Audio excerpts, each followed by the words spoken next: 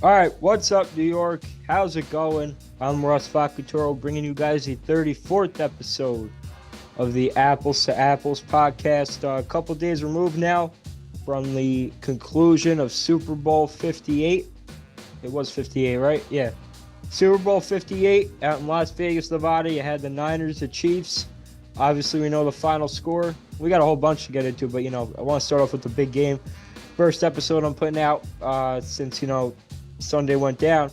You look at it, some of the headline grabbers, second Super Bowl to go to OT.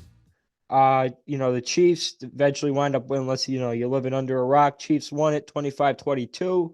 Mahomes wins his third, Kelsey wins his third. That whole part of the core, even Andy Reid getting his third. We'll get into that. So kind of the whole buzz around dynasty, not a dynasty, even though the majority are now swaying towards, Kansas City is a dynasty now, whichever, however you spin your definition of what a dynasty may be. I feel like the back-to-back really got Casey over over the leap or over the hump, whatever you want to call it. Uh, other stuff, the OT rules. This was the first playoff game under the newly established overtime rules in the playoffs. Following the ironically a game involving Kansas City.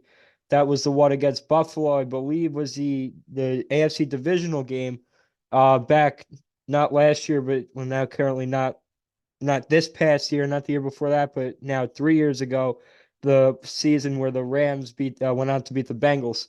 That classic Bills Chiefs, the 13 seconds, all that, and Buffalo never got to touch the ball in overtime in the first place. Kansas City elected to receive at the toss and just went right in for six, and that was that. So took a couple years to finally see it come into fruition. These newly established rules, but we finally saw it this past Sunday. What better way to, debut it than in the Super Bowl? You know, debate whether or not, that should be sarcastically put. And depending on which sideline you were on Sunday, that may have been sarcastically put. You're looking at a Chiefs team. I brought up before the reason this, and if you don't know, quickly, the new overtime rule in the playoffs is that, regular season, it's always been and still currently is a touchdown wins it, or a defensive touchdown, any defensive score or a touchdown ends overtime on the spot, but a field goal would continue overtime where the team that let up the field goal has a chance to either tie it with a field goal of their own or go in for six and inevitably win it. In overtime now, however, they've now changed it to where a touchdown doesn't automatically end overtime and at that point the game either. The team that gives up the first touchdown has one guaranteed possession of their own to either tie it or go for two. Or if they tie it, then obviously the other team, the team that initially scored a touchdown, would get it back, and then they just need a field goal or something, and then it's sudden death. That's what we saw on Sunday. You're looking at, and the whole spark debate about it was the Chiefs knew about the rule. They're the reason why the rule got put in, effect in the first place. Meanwhile, San Francisco, I guess, just had a brain fart or something. They didn't prepare for it. Not once. They didn't even, mention it in practice. PowerPoint, nothing. Meanwhile, you see, I forget, I'm blanking on the guy's name, but a guy in Kansas City, excuse me, saying, the Chiefs, they were covering it about two or three times, a practice, or, week, and daily, a couple times each week, in between, the championship round and, this past Sunday, that was a priority over Kansas City. San Francisco, it feels like it was a pushover. I guess they just were under the assumption they weren't gonna need an extra, well, now 15 minutes, because that's a whole different part of the rule is overtime is played as a full quarter, which was sparked some confusion given that we'll get to in a second. Uh you look at a Niners team, they had no, I guess they just saw no reason, no priority to even cover the new overtime rules, and they find themselves in this pickle. They win the toss, and now the whole debate is sparked around Kyle Shanahan, and who now has been on the suffering end of three double-digit blown leads at Super Bowls. Obviously, was the OC for 28-3. was head coach of the Niners back in 2020, was at 54. The one down in Miami, the first KC Niners one, they had the 2010 halftime lead, and then they were up 10-0 up until like 2 seconds left in the second quarter. KC made it a 10-3 game. But this is, 3 times out for Shanahan. So, he's had, a hard time beating these playoff choker allegations. And this just added salt to the wound. You're looking at he's in the crossfires of people saying that them winning the toss, the overtime toss, they shouldn't have elected to receive the ball. Essentially saying that I guess the in hindsight the thing was if had Kansas City gotten the ball first, they were gonna go for two, assuming that they went in for six in the first place, that they were gonna try for the 2-pointer and put themselves up 8 rather than just take the 7, which would then, if had the Niners kicked it, they would obviously need the 6, and then had Kansas City gone for the one or the PAT, that the Niners would have went for 2 and essentially put themselves in a do or die spot where obviously you convert, you win by 1, it's over, but if you miss entirely, KC wins. So, and you want to talk about if that scenario happened, no joke, that we may have seen the most significant single play in NFL history. Unless I'm blanking, unless there's something, obviously with regulation left, there's, one was the Rams Titans one, they got stopped short at the 1 yard line. But a genuine convert and you're victorious, or flag anything, any non-conversion, and you just flat out lose. Essentially, the definition of do or die.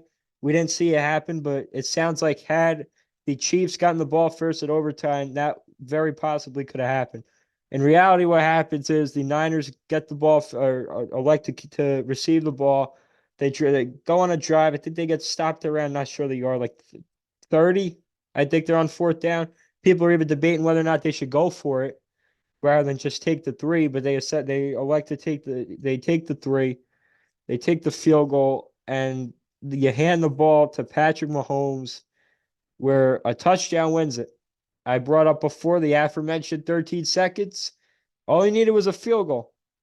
He didn't have 13 seconds on the clock. He had a good ass, I'd say, half a quarter. And they drive. They had at one point they were on a 4th and 1, no problem.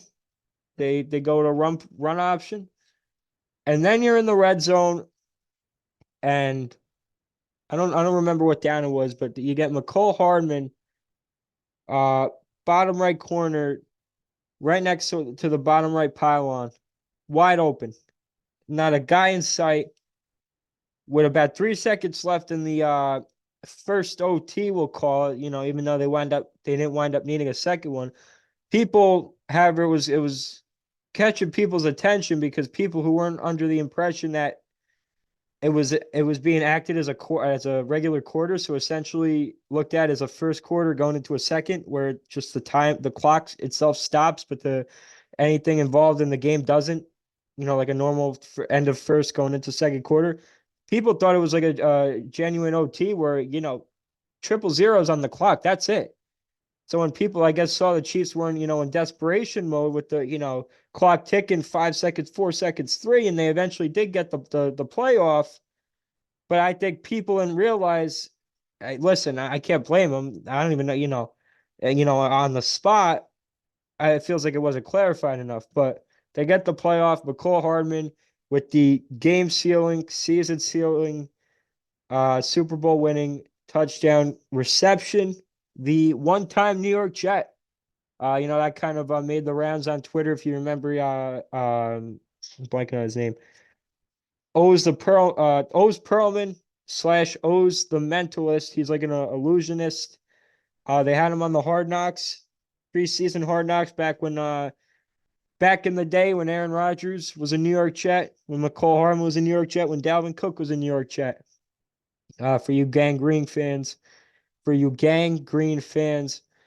times must have been much, much more simpler, but that was there was a clip from that resurfaced of said McCole Hardman and they did this bit with the illusionist O's is his name, where basically the O's tells him to envision his Super Bowl prediction. So as a Jet, presume that the Jets would win the Super Bowl, but O's was trying to get him to pick an NFC team. Say, he said, saying we the Jets, we know the Jets are going to win the Super Bowl. Who you guys going to beat in the big game? He says the 49ers. Says 49ers, all right, what's the final score? I think he said 31-21, 30-20, something along those lines, kind of irrelevant. But essentially, the whole bit was O's had a pre-written 31-21 Niners Jets on a poster that McCall or nobody else had seen. They were just going off what McCall was saying on the spot.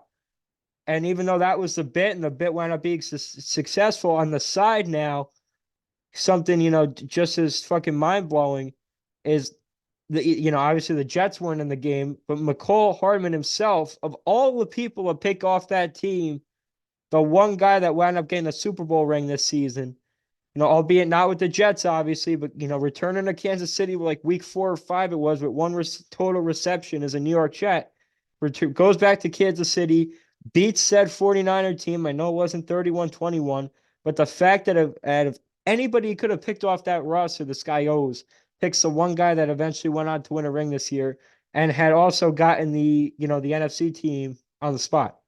So I thought that was pretty fascinating. That was making the rounds a lot. And yeah, kind of something neat there. But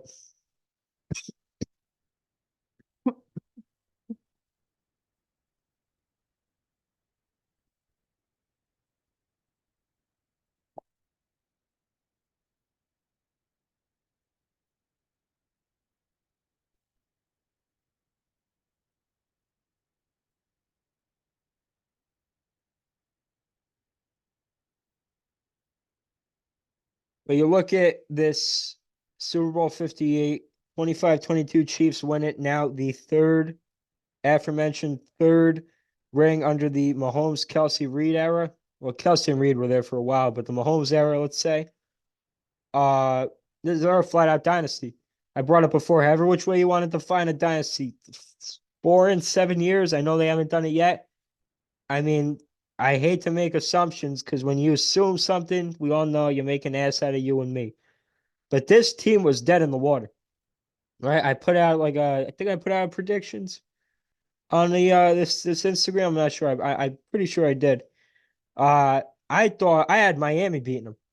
I'll just say that straight out. In fact, I had Philly making it to the bowl in the NFC, essentially looking at them as, they'll right the ship when it matters most. Obviously, they were talking about dead in the water. They were fucking floating in the water. They were as unmotivated as a team as you'll see in this league. They won like fucking one game in a month and a half, and the one that they did win, they won by the skin of their teeth. But you look at a Chiefs team, everybody is going to point to the Christmas Day game against Las Vegas. It's obviously, ironically, the same day Philly got that one win against the Giants. Everybody's going to look at that Raider game on Christmas out in Arrowhead. I believe it was back-to-back plays. I know one Mahomes had the pick six right like at his own 20. And I'm pretty sure they had a strip sack fumble right there too. And talk about, I think I brought up on an old episode. Yeah, I did.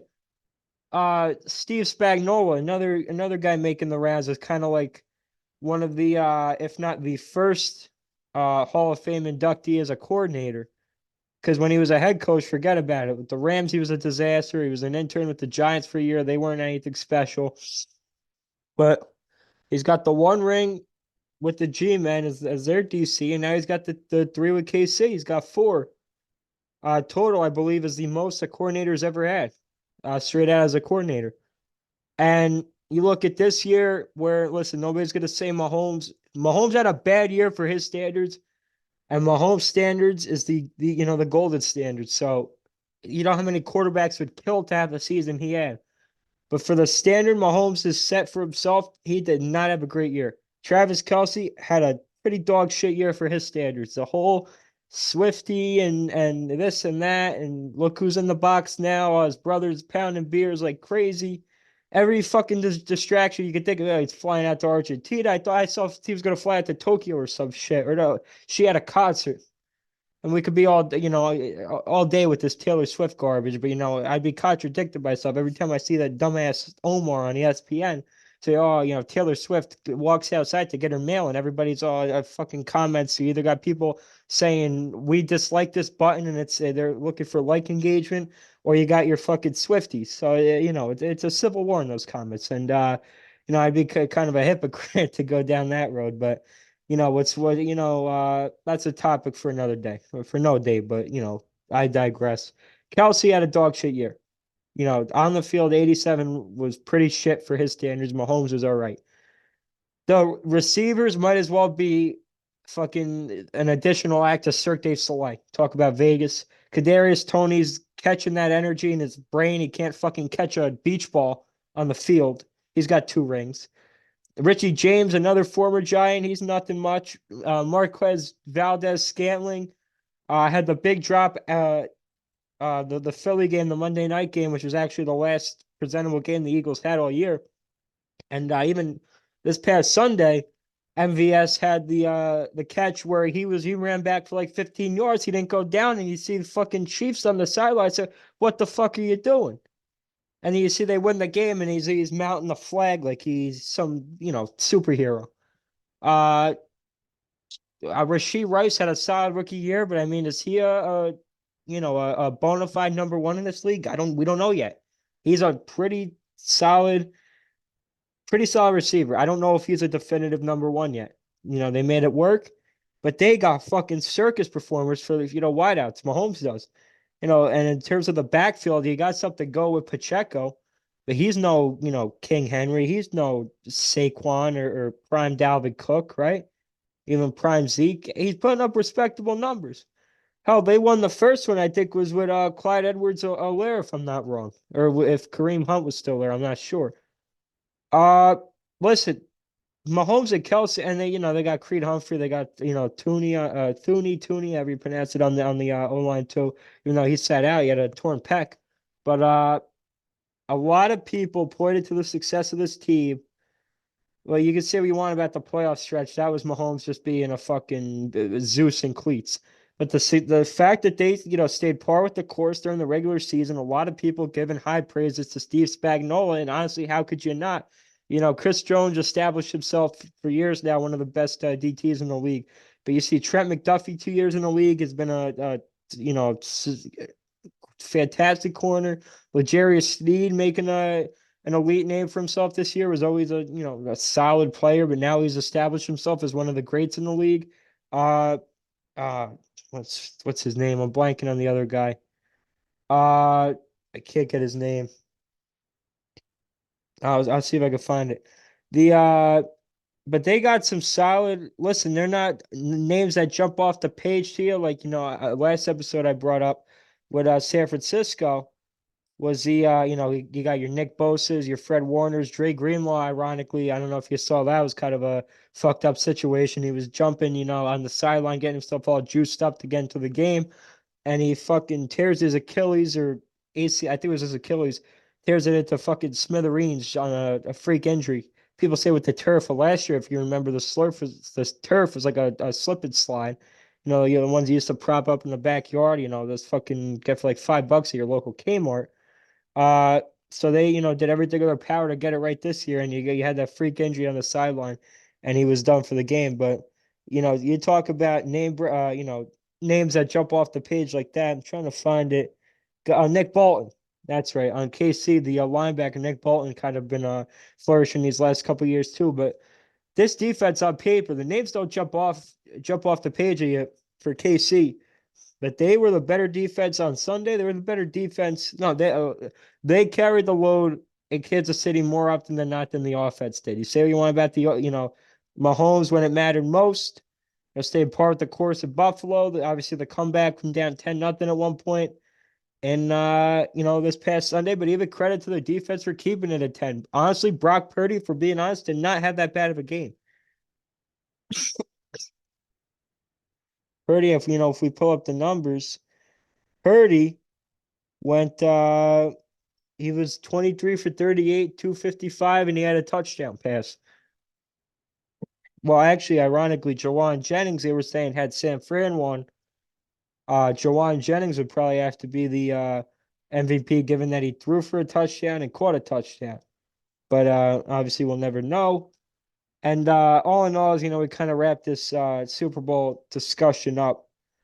Kind of a couple things to take from this. We finally see the OT rules come into fruition. Debates about whether or not Shanahan should have elected to receive. I think he should have. I personally think if you're assuming you're tied after both possessions, whether it be at 6, 7, or 8, I don't want Mahomes getting the last crack at the ball. That's just me. If you have all the confidence in the world in your own offense, and crediting the other offense, seeing Mahomes as this all timer that he at the time was and is already even more so established himself as now in hindsight. I don't want that guy touching the ball last with the game tied. Even let's say he just needs to go for a field goal. Purdy's just as capable. You just get him set up at the 35, 25, 30. Say worst case scenario, hell, who knows, even closer. You just need that three. If you want yourself in that situation where all you need is that three ball, I think that's the right move. And people say it's an analytic move. I think that's a little too much. I think that's different from Dan Campbell going for two either going for two or going for it on fourth down at his own fucking 7. So I think I'm on Shanahan's side with that. Shanahan on the other hand, not getting them prep for the OT role, I think was fucking lousy and neglectful on his part. But and Kyle Juszczyk was saying too, like they never even went over the rules. But that KC establishing themselves officially as a dynasty. Mahomes, Kelsey, even Andy Reid. Look at Andy Reid. For how long were we saying he was the best coach in the league to never win a ring? Now he's got 3. I think he's like tied for 4th or 5th all time with the most rings as a head coach. And listen, all in all, a game that started off as slow as could be, 10-3 at half. People were saying it was shades of a 13-3 final with New England and the Rams a few years back. Talk about the halftime show too. Talk about slow starts, great finishes. Usher, first half was egregious. Second half, you bring out guys like Ludacris, Lil John made an appearance, Alicia Keys, and from that point, kickstart a second half. Where we'll look at this game down the road as a second half classic. Led to OT, and Mahomes cemented himself as, I think at this point, at worst, the 3rd best quarterback in NFL history. And as we kind of close the cover on that discussion with the Super Bowl coming and going, kickstarts the baseball season. We have, I believe it's this week, if not later or early next week or later this week. Pitchers and catchers reporting down to Florida and Arizona alike. You want to talk about, the Mets got cooking up. They put out their spring training invitations. Believe they sound like Ben Gamble or some shit. Yeah, I did the Ross's rants. I brought up Ben Gamble being a potential fucking DH. Listen, they made. I'll say this: the bullpen. Talk about the Mets. Bullpen's not that bad. I think their last couple refurbishments being Jake Diekman and Fujinami, I think could be a pretty solid piece. He kind of had something going once he got the ball. Oakland, he was a fucking train wreck, but Baltimore, he had something going. Diekman's made the rounds. Tampa, Tampa and San Fran, the places where pitchers go to get their careers jump started again. He did just that. And talk about, another one, we brought one in last year, and Brooks Raley. And, that worked out. One of the few positives to take away from last year being Brooks Raley. So if Diekman's an under the radar pickup, so be it. But we look at how the rotations and lineups are currently constructed. I can't rehash this enough. I think it's not good enough. I know they're not contending for a fucking Super Bowl, for a World Series, no doubt. That's just unrealistic. I mean, who knows? Look, Arizona made it last year. Even Texas was expected to be all right. They weren't expected to win the whole thing, so you truly never know, I guess, how the fucking Rockies could win it. But looking at it from a logical standpoint, I see no stratosphere where they're contending for a World Series, and honestly, they're borderline. Debates whether or not they're contending to even get in the first place as forget the division and even as a wild card.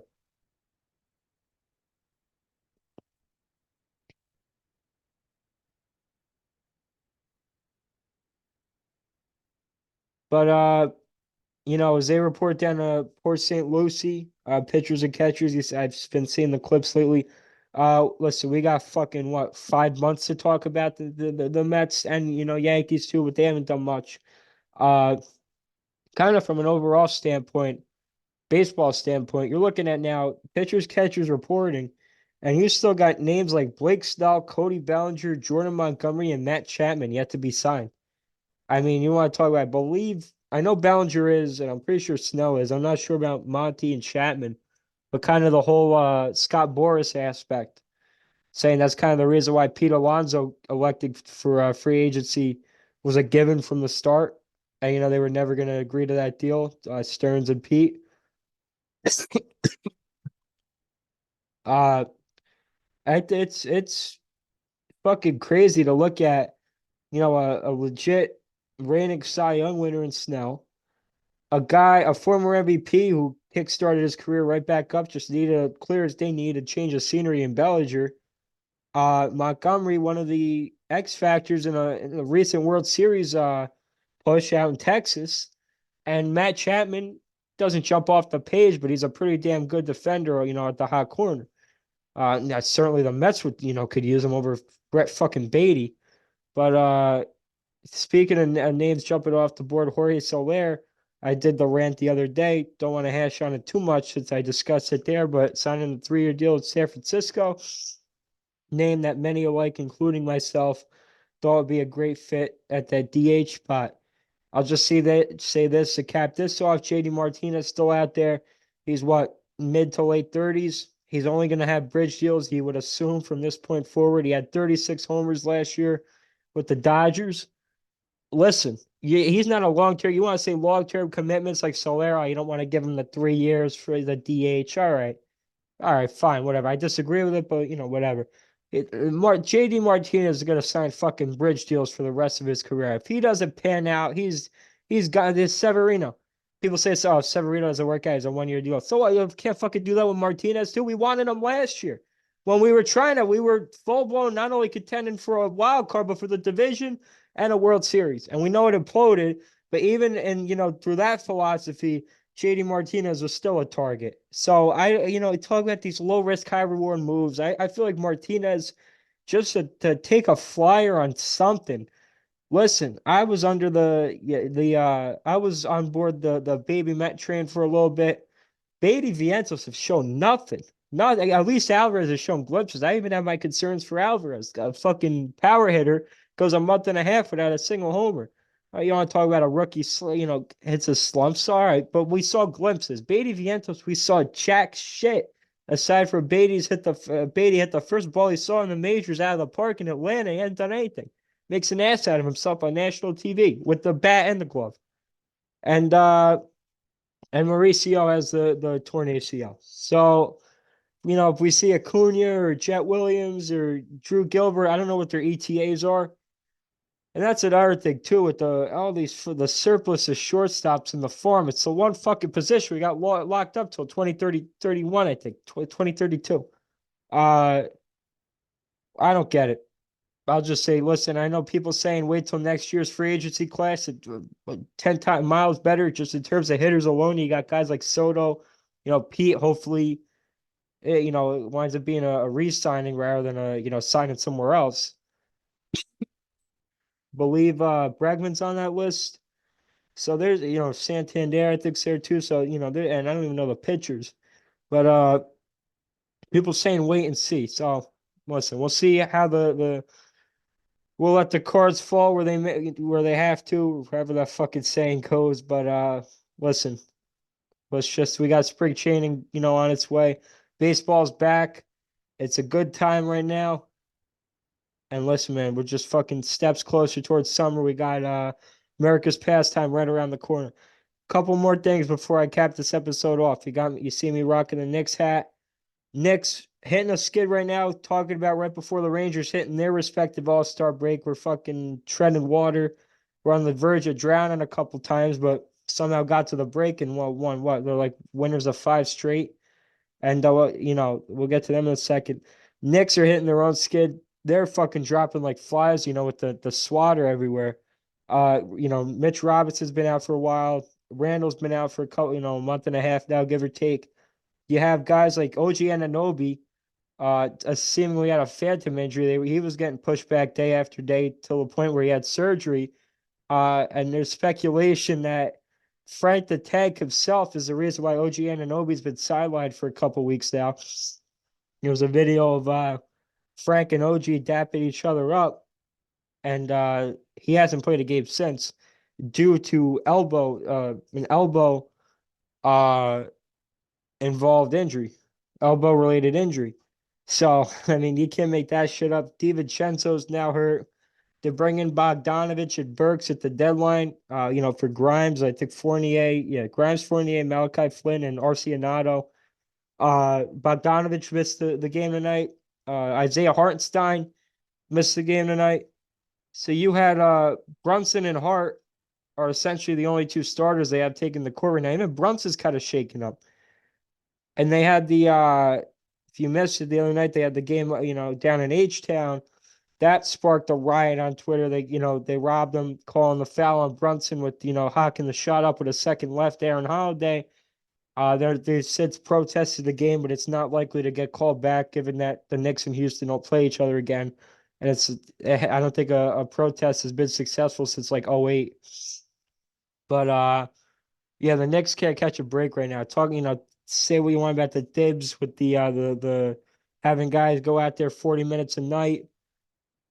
Listen, I'll say this. When all these guys get healthy, when they all get healthy, they're one of the deepest teams in the league. You're looking at a team. I think Mitchell Robinson, they said, is pretty much on the verge of coming back post All-Star game. Randall is the big one, once he gets back. Listen, when OG was on the court, they were buzzing. You couldn't even make it up. So, listen, at this point, it's a waiting game. For a couple of weeks, they were on top of the world, and now they're hitting a skid. Not saying coming back down to earth because we're not seeing them, at full strength. But listen, man, these games are racking up these L's right now, and before you know it, you're reaching that with how tightly knit that Eastern Conference is. You don't want to see yourself in playing territory, so they got to right the ship, sooner rather than later. And kind of as we wrap this thing up, we got the Stadium Series this weekend. I believe.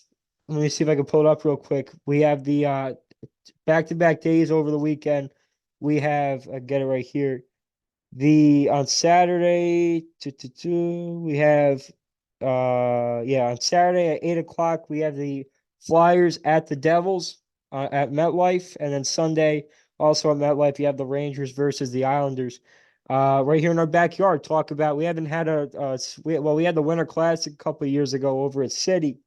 Rangers Sabres, but before that we haven't had anything in this New York area ever since they had the Stadium Series prior to this one at Yankee Stadium. They had the three locals. They didn't have Philly, but something to look forward to locally over the weekend. Listen, they count as 2 points just like every other game. Honestly, I don't even know the difference between this and the trademarked Winter Classic. It's essentially the same premise, but it's cool to have something local. You see, MetLife hosts its first 2 hockey games ever, NHL games ever. So, something neat there. And real quick, another as we wrap things up, kind of a topic that's taken Twitter by storm is these pictures of the players down in spring training. You see the jerseys they're rocking. You see the back of them. They got these names fucking curved. They look disgusting. They look like straight off DH gate. Because now you got Fanatics, but not only making the jerseys. The merchandise jerseys online, they're making the fucking game worn jerseys also, and you see like the side by side comparisons. It's fucking nasty. They legitimately look like Chinese knockoffs, and you obviously see back there. I collect them.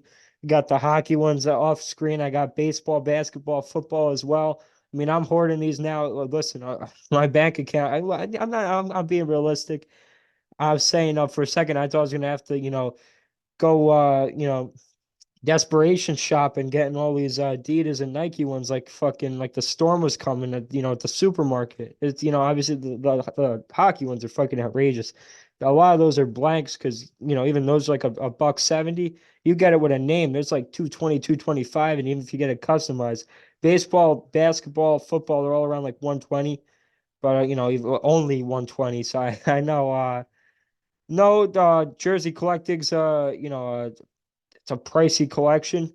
But if you look at some of the garbage Fanatics is making now, I'll just say this: Michael Rubin is one lousy motherfucker in terms of production. I was surprised, you buy some of these jerseys, they get the logos wrong, they're upside down, they get the wrong name, the wrong number.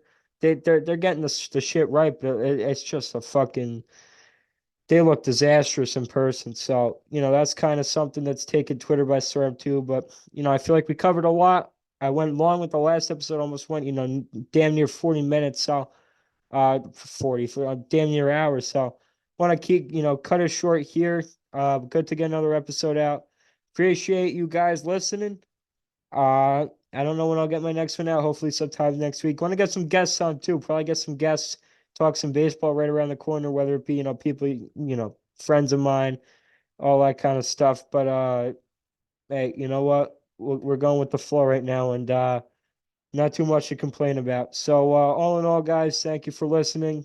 Thank you for following the socials, all that. If you're keeping in tune with everything, means a lot to me. And all in all, once again, thank you guys for listening. I'll see you guys on the next episode of the Apples to Apples podcast.